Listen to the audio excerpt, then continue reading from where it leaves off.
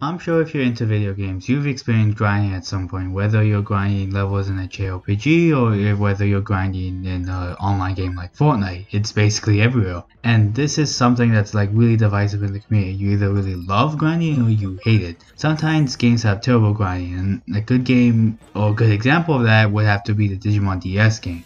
I've been playing those two games, so like the series a lot recently, and I've noticed that it's really grinding in terms of getting the species experience for whatever Digimon you want. And it's even worse for Dawn and Dusk, considering the fact that every time you Digivolve, you reset back to level 1. And guess what? This makes it harder in some cases because since, you start back at level 1, you still have to gain a lot more stats, but and then that just feeds into the problem where every time you want to generate, you have to go back to the level, like for example, if you have an Agumon, his requirements to get like say level 8 for example, you Digivolve into a Greymon, his requirements say like level 21, and then you want to go back to Agumon, you have to go back to level 8. It's not that hard, but it just feeds into the problem, like you having to go grind over and over again, but that just exists in the Digimon World Dawn and Dusk.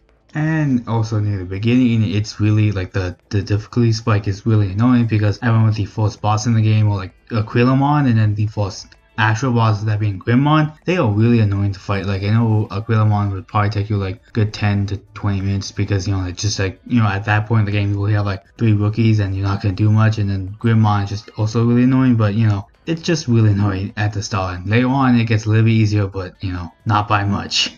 But the original one doesn't show all the problems of like Dawn does. Like for example, I know when you Digivolve in the original, most of the level is increased. Like for example, if you Digivolve from a champion to ultimate, the ultimate would start around like say level 30, whereas if you do from rookie to champion, it would start off like between the mid 20s or something. So at least in the original, some of the problems are not there, but it's not a big deal since they still show most of the problems. A solid But some of the more recent Digimon games actually did this a lot better, like Cyber Sleuth and Hacker's Memory. And they basically did what the DS games did, but a whole bunch better. For example, in this game, or these two games, they're actually on species experience, so they just have a standardized EXP bar. And basically what species experience is, if you don't know yet, it's basically where, say for example, if you kill an Agumon, you get dragon experience. In this game, now you don't have to do, like you don't have to kill certain Digimon in order to get certain experience, so it makes grinding a lot more easier. But it still has some monsters that you still have to get through grinding, like for example, I know some of Belphomon's ultimates, you need to grind up his attack a lot, and it's not easy. I think the easiest way is to get Digitamamon and Digivolve him from that, but even then, he needs a bunch of attack. So in the end, I honestly do think that Cyber Sleuth and Hacker's Memory deal with grinding a lot better than the DS games. But another game series I think handles grinding pretty well is the Persona games, at least 3 to 5. And I haven't really played 1 to 2 all that much. I played 1 a bit on the PSP, but not enough to get a good sense on it. But in the case of 3 or 5, I've actually played on the hardest mode, and I still think it has a good handle on the grinding for it. I honestly do think that mostly the game relies on your personas more than your actual total level. And I know the higher level you are, the more personas you can get, but remember that there's also the EXP gain that you can get from fusing, and you can also transfer over some skills, so it can really help you decide what personas look better or not, depending on the skill set at the time.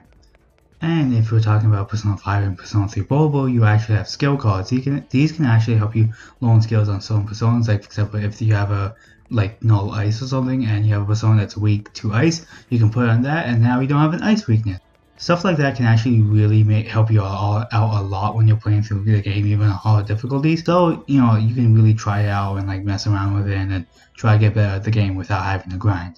I've actually played Persona 5 on most lists, and without any SPAs at the start of the game, and I can honestly say that it was extremely difficult, but I can say like I made small decisions throughout the game, and I actually didn't have to grind all that much, just because like throughout the game I skillfully or like thought about what to do next and like what to spend my money on, because you gain less EXP and less money, and of course you gain more damage through the enemies and you deal less damage, just stuff like that. But honestly, I do think that most of this makes you think a lot smarter about like what you're going to do with your next turn and stuff like that. And for the online games, it's mostly the same. Instead of levels that you're grinding, you're mostly grinding through equipment and other stuff. Like for example in League of Legends, where I'm pretty sure you can grind for money to get different items to buff your character during the match, or something like Fortnite, where you can grind the tiers just to get cosmetics and then V-Bucks if you don't want to pay for them. But obviously these take a lot longer just because they're free to play, and the developers want you to pay up. So the grind can be really bad if like if you're really impatient. But if you're in it for the long run, then it can be really good, or just depending on the type of player you are. I really don't mind grinding video games. It can actually add a lot of longevity to the game, and you can spend more time playing it, more time talking about it, and stuff like that. But as I said with the Digimon DS games, they can take a long time, and sometimes you just give up in the middle of it. But sometimes the grind is worth it depending on if you really love the game or not. And honestly, I think the fact that you can one-shot stuff really late in the game really amuses me, and I hope a lot of games make the grind a lot easier. This has been Vike, and thank you guys for watching. See you guys next time.